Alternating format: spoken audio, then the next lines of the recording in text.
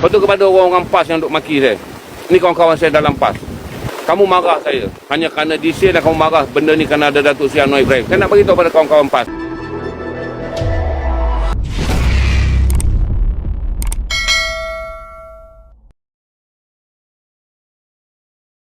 Seorang individu dikenali sebagai Tuan Haji Zainal Rahman atau ZRA menegur tindakan segelintir penyokong parti PAS yang dilihat mengecam kenyataan beliau di media sosial baru-baru ini. Menurutnya, beliau berasa terkilan apabila pandangan yang disifatkan sebagai bercakap benar berkaitan isu minyak telah menyebabkan dirinya dilabel sebagai penyokong kerajaan oleh sesetengah pihak.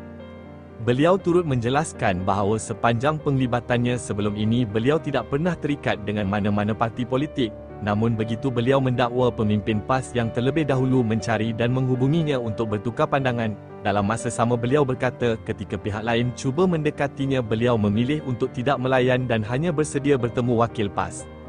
Katanya keadaan berubah apabila kenyataan berhubung isu minyak dan Perdana Menteri mengundang reaksi berbeza daripada penyokong yang sebelum ini memujinya.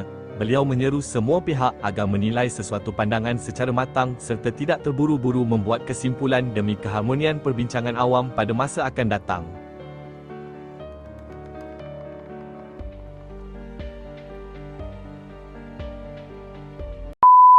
Lepas tu kepada orang-orang PAS yang duk maki saya. Ni kawan-kawan saya dalam PAS.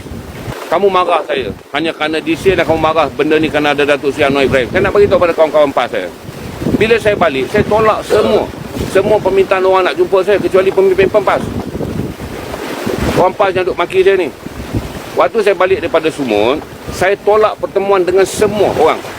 Kecuali saya jumpa 4 je ahli parlimen PAS untuk menceritakan pengalaman dan berkongsi dengan mereka. Itu pun saya kata jangan letak video. Dia record juga video, dia post juga. Hari ni puak-puak tu baki saya. Dulu dia yang datang jumpa saya balik Gaza. Saya tak nak jumpa siapa pun. Tapi saya tak dapat mengelak kerana mereka nak datang betul-betul. Saya jumpa 4 ahli parlimen PAS. Saya bercerita dan saya bergambarkan pada mereka apa yang patut dilakukan kalau kita nak bercerita tentang Gaza ni. Saya kata jangan post.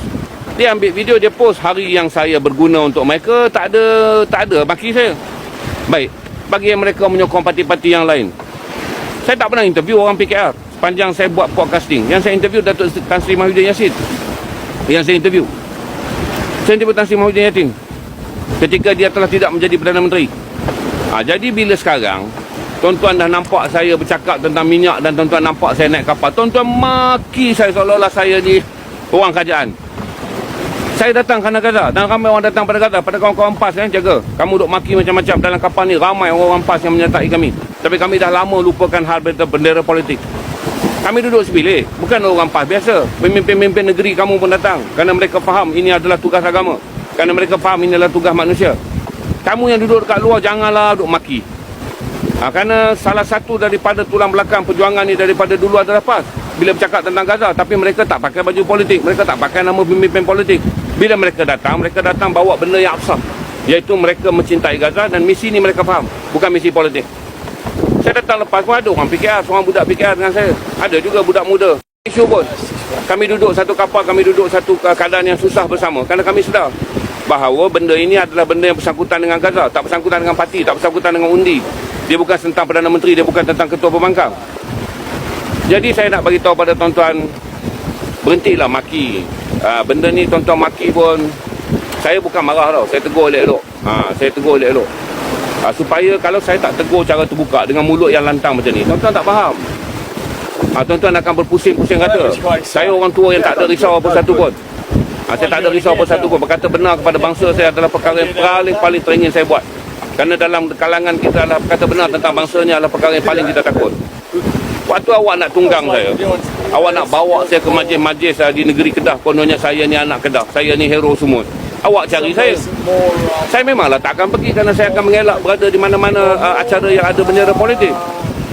Sebab daripada dulu saya kata, salah satu benda yang akan menjamin kesejahteraan saya menjadi rakan kepada tuan-tuan dalam media sosial adalah saya kena sejahterakan diri saya bebas politik.